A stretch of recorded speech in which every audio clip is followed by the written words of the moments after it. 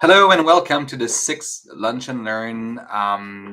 This one will be on Essential Service Designation. So, as some of you already know, we are currently in this process with Shared Services Canada and Public Service and Procurement Canada. So, we have received the list for the SV position at SPAC, and we have transmitted some of those, at the PSPC, and we have transmitted.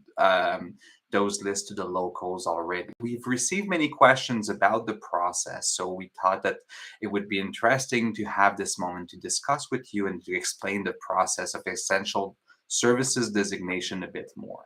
So first of all, I think we need to start with the definition. What is essential service? So essential service is defined in the Public Service Labor Relation Act as any service facility or activities of the Government of Canada that is or will be necessary for the safety or security of the public or segment of the public.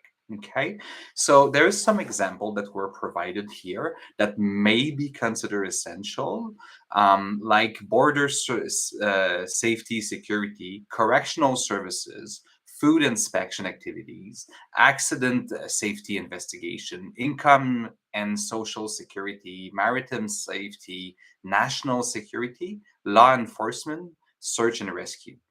So the notion itself of security of the public is not defined in the act. However, we do have case law precedent that we can use to assist us in making those determinations. So I'll give you a couple of examples here to uh, help you grasp better understanding of the process. So inconvenience to the public is not a valid consideration for determining essential services. Neither is the mental, psychological, or emotional state of individuals.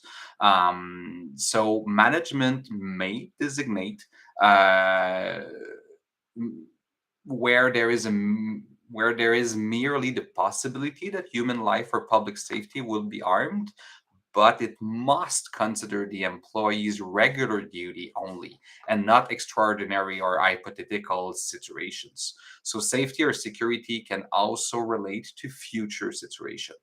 So safety, security related duties do not encompass duty that would protect the employer or the public from economic hardship. Employees who maintain equipment facilities that may contribute to safety do perform duties that are necessary for the safety or security of the public. And the term public is to be given a broad meaning. It does include employees and also inmates. There is an important concept to understand. In the list that you are going to receive, there is a code. So the code is kind of the level of essential service. So code one means a position where incumbent occupies the position identified as essential, like full time. Code two is a position where the incumbent will serve as an alternate to someone that is code one. And code three is a position where incumbent is required to perform the duties when specific conditions are negotiated and agreed by the parties. For example, essential at certain time of the year, seasonal requirements, or also certain duties that might be done upon a service call. So a code four is when a position is as a stalemate, so it would go then to PSAC and Treasury Board rather than GSU and the department, and ultimately it could go at the board also.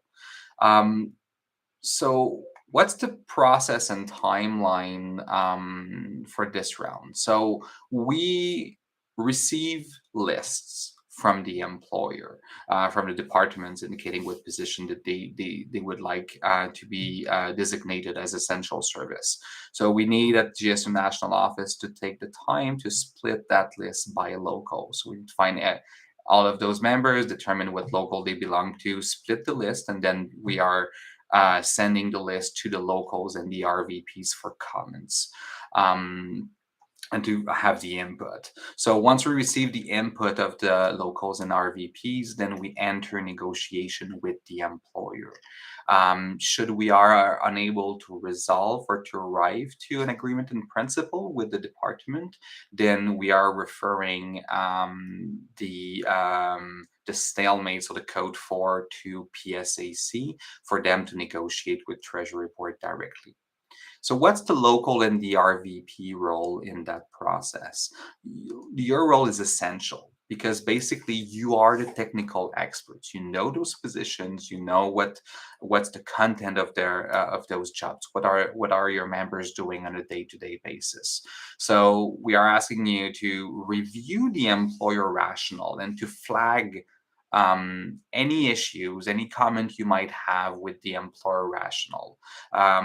Take also into consideration what code they have assigned to those workers. So whether it is code 1, code 2, code 3, and to make a comment whether you believe it's appropriate or not. So the idea is always to keep the essential service designation to the bare minimum. So to truly what is essential, so that we keep our strike power to the maximum. So we understand that timelines are tight. So we're receiving the list, and we only have a couple of weeks to conduct those negotiation with the department. So when we are sending you a list, you often don't have a lot of time. However, absolutely feel free to connect and contact the person that sent you the list if you have any questions, any concern, and we can try to establish a timeline that would work with you.